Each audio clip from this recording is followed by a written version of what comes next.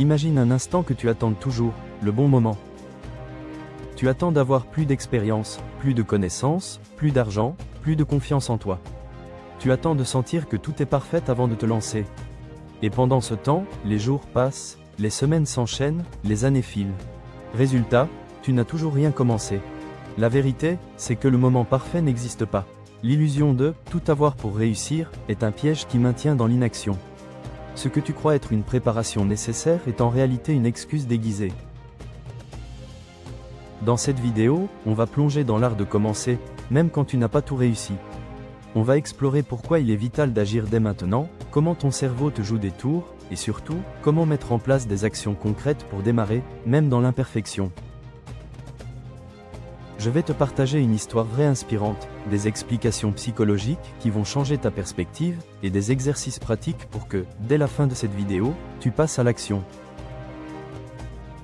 Accroche-toi, parce qu'à partir d'aujourd'hui, tu ne verras plus jamais le démarrage de la même façon. Partie 1, le mythe du moment parfait. On a tous entendu cette petite voix dans notre tête qui dit « ce n'est pas encore le bon moment ». Et souvent, elle arrive pile au moment où tu t'apprêtes à agir. Tu as une idée, une envie, un projet. Mais ton esprit te retient, attends un peu. Tu n'es pas encore prêt. Ce discours paraît raisonnable. Après tout, qui voudrait se lancer sans préparation? Mais si on regarde bien, cette logique cache un piège dangereux, l'attente du moment parfait. Et c'est ce piège qui paralyse des milliers de personnes chaque jour. Pourquoi on attend le moment parfait? La première raison est biologique. Ton cerveau est programmé pour te protéger du risque. Tout ce qui est nouveau ou inconnu est perçu comme une menace. Alors, il fabrique des excuses pour t'empêcher d'avancer. Ça prend la forme de phrases comme « Je commencerai quand j'aurai plus d'argent »,« Je me lancerai quand j'aurai plus d'expérience »,« Je ferai du sport quand j'aurai plus de temps ». Ces phrases donnent l'impression d'être logiques, mais ce sont en réalité des mécanismes d'évitement. Elles te gardent dans ta zone de confort. Et ta zone de confort, même si elle est rassurante, est aussi l'endroit où rien de nouveau n'arrive. Le problème de la préparation excessive. Attention, je ne suis pas en train de dire que préparer est inutile. Bien sûr que la préparation compte, mais il y a une grande différence entre une préparation saine et une préparation excessive. Préparer sainement, c'est anticiper les étapes essentielles pour réduire les risques. Préparer excessivement, c'est chercher une certitude totale avant d'agir. Et cette certitude totale n'existe pas. C'est ce qu'on appelle la paralysie par l'analyse. Tu compares toutes les options, tu cherches toutes les informations possibles, tu attends que chaque détail soit parfait. Mais au lieu d'agir, tu passes ton temps à tourner en rond. Résultat, tu n'avances pas. La réalité, c'est que la clarté ne vient pas avant l'action, elle vient grâce à l'action. Tu peux réfléchir pendant des mois à la meilleure façon de courir ton premier 5 km. Mais c'est le jour où tu enfiles tes baskets et où tu cours tes 500 premiers mètres que tu comprends vraiment ce dont tu as besoin. Exemple concret. Regarde les grandes réussites autour de toi, elles n'ont pas commencé dans la perfection. Steve Jobs et Steve Wozniak n'avaient ni un plan d'affaires béton ni des millions en banque quand ils ont fondé Apple. Ils avaient un garage, quelques composants et une idée. Et c'est en avançant qu'ils ont appris. Oprah Winfrey, rejetée à ses débuts, n'avait aucune garantie de succès. Mais elle a accepté d'apprendre en marchant, de faire des erreurs en direct. Plus près de nous, imagine un étudiant qui attend de tout savoir avant de postuler à un emploi. Pendant qu'il attend, d'autres moins compétents mais plus audacieux postulent, apprennent sur le terrain et finissent par progresser plus vite. Ces exemples montrent une chose. Tu n'as pas besoin de tout avoir pour commencer. Tu as juste besoin de commencer. La vérité sur le moment parfait. Le moment parfait n'existe pas. Si tu attends que toutes les conditions soient réunies, tu attends en réalité un mirage. La vie sera toujours imparfaite. Tu manqueras toujours de temps, d'argent, de compétences ou de confiance. Mais ce qui fait la différence entre ceux qui réussissent et ceux qui stagnent, ce n'est pas la perfection du départ, c'est le courage de démarrer malgré l'imperfection. En fait, le vrai moment parfait, c'est maintenant, parce que plus tu attends, plus la peur prend racine. Plus tu agis, plus tu te donnes la chance de progresser. Mini défi pour toi. Prends une feuille de papier. Écris noir sur blanc une action que tu repousses depuis des semaines, des mois, peut-être même des années, sous prétexte que ce n'est pas le bon moment. Ça peut être envoyer un message à quelqu'un que tu admires, te renseigner sur une formation, lancer une habitude comme lire 10 minutes par jour, ou même commencer un projet créatif. Une fois que c'est écrit, garde ce papier, parce qu'on va s'en servir dans les prochaines parties pour transformer cette idée en un vrai premier pas. Partie 2, la psychologie du premier pas. Commencer. 2 syllabes toutes simples, mais qui pèsent parfois une tonne. Pourquoi est-ce si difficile de poser ce fameux premier pas ? Pourquoi repoussons-nous encore et encore alors que, paradoxalement, nous savons que c'est justement ce pas qui changera tout ? La réponse se trouve dans la psychologie humaine. Le premier pas est toujours le plus difficile. Imagine une voiture en hiver. Le moteur est froid, il faut plus d'énergie pour le mettre en route. Une fois qu'il tourne, tout devient plus fluide. Ton cerveau fonctionne de la même façon, il dépense beaucoup plus d'énergie au moment de démarrer que lorsqu'il est déjà en mouvement. C'est pour ça que tu repousses souvent d'aller courir, d'écrire une page, de commencer une tâche au travail. Mais tu as sûrement remarqué quelque chose, une fois lancé, tu te dis, finalement, ce n'était pas si dur. Ce n'est pas que la tâche était impossible, c'est que ton cerveau amplifiait la difficulté du démarrage. J'ai fait une vidéo détaillant ce phénomène, je t'encourage à aller la regarder.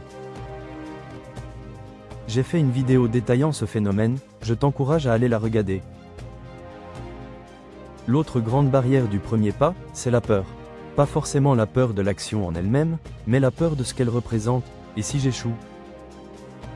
La peur de l'échec est en réalité une peur sociale. Ce qui nous effraie, ce n'est pas tant de tomber, mais d'être vu en train de tomber. C'est le regard des autres, leur jugement, ou pire, ton propre jugement sévère envers toi-même. Mais regarde autour de toi, toutes les réussites sont construites sur des échecs. Michael Jordan a raté plus de 9000 tirs dans sa carrière. Edison a échoué des milliers de fois avant d'inventer l'ampoule. J.K. Rowling a été rejeté par une douzaine d'éditeurs avant que Harry Potter ne devienne un succès planétaire. Leurs échecs ne les ont pas définis, ils les ont forgés. Le véritable échec n'est pas de tomber, mais de ne jamais commencer. La puissance des micro-victoires. Ton cerveau adore être récompensé. Chaque fois que tu réussis une petite action, il libère de la dopamine, l'hormone du plaisir et de la motivation. Cette récompense te pousse à continuer. C'est pour ça qu'il est crucial de viser des micro-victoires. Pas un marathon tout de suite, mais une marche de 5 minutes. Pas un livre entier, mais une seule phrase écrite aujourd'hui. Pas une transformation complète de ta vie, mais un minuscule pas dans la bonne direction. Ces micro-victoires créent un cercle vertueux. Tu agis, tu ressens une satisfaction, tu veux recommencer. Progressivement, tu construis une identité nouvelle.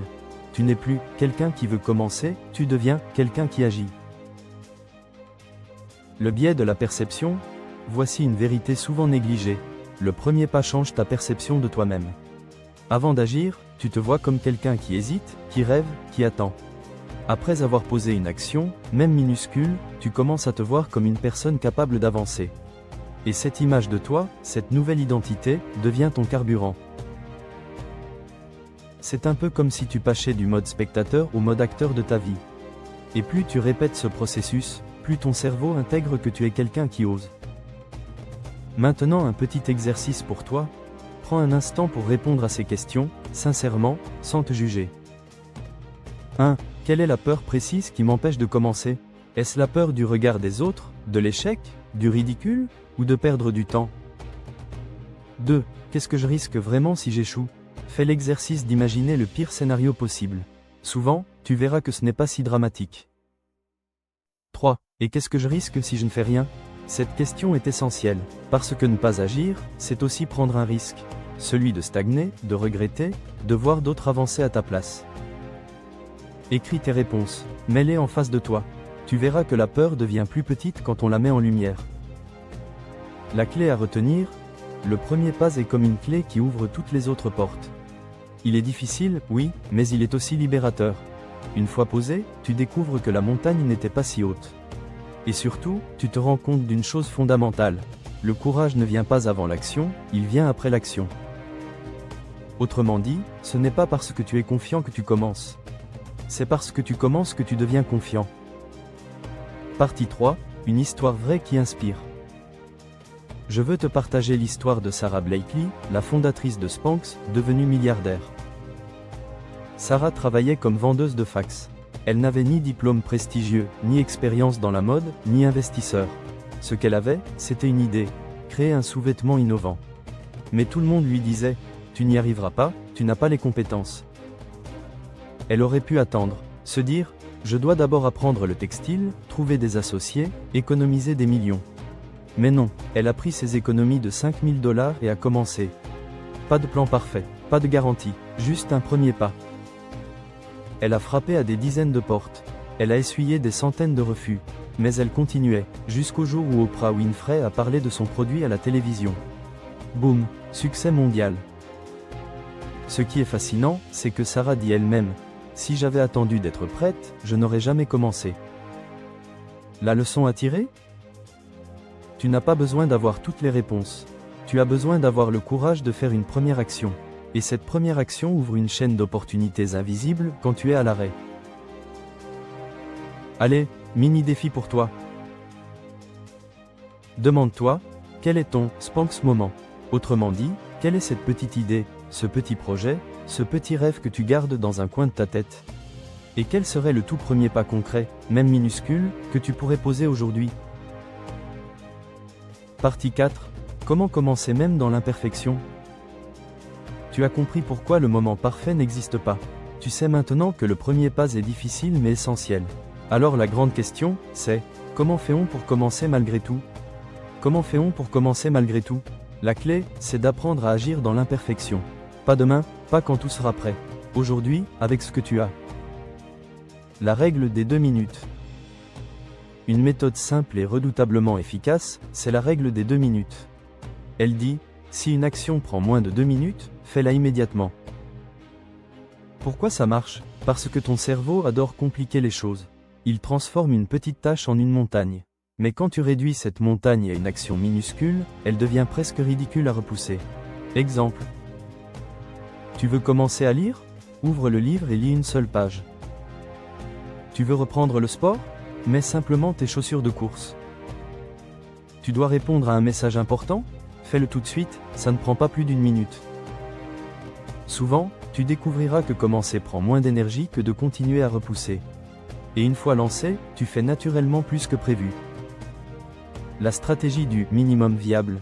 Une autre clé, c'est d'appliquer la logique du minimum viable. TU n'a pas besoin de la version parfaite pour commencer, tu as besoin de la version minimale. Tu veux lancer une chaîne YouTube ? Inutile d'attendre une caméra 4K et un studio. Commence avec ton smartphone. Au passage, abonne à la mienne. Merci. Tu veux écrire un livre ? Pas besoin d'un plan de 200 pages. Commence par écrire une page de brouillon. Tu veux créer une entreprise ? Pas besoin d'un business plan de 50 pages. Teste ton idée avec un seul client, même gratuitement. Les startups appellent ça le MVP, Minimum Viable Product, un prototype simple, imparfait, mais suffisant pour tester l'idée et apprendre. Dans ta vie aussi, tu peux créer des MVP personnels. L'important n'est pas de briller dès le début, mais d'apprendre en marchant. Transformer l'imperfection en apprentissage. Commencer imparfaitement, c'est accepter l'idée que tu vas faire des erreurs. Et c'est une excellente nouvelle, parce que chaque erreur devient une donnée précieuse. Imagine que tu apprennes à jouer de la guitare. Tes premières notes vont sonner faux, mais c'est précisément parce que tu joues faux que ton oreille s'éduque, que tes doigts s'ajustent, que tu progresses. Si tu attends de jouer parfaitement avant de commencer, tu n'apprendras jamais. Chaque action imparfaite est une graine plantée. Peut-être qu'elle ne donnera pas le fruit que tu attends, mais elle t'enseigne quelque chose pour planter mieux la prochaine fois. La puissance de l'action quotidienne. On surestime ce qu'on peut faire en une journée, mais on sous-estime ce qu'on peut accomplir en 1 an avec une petite action quotidienne.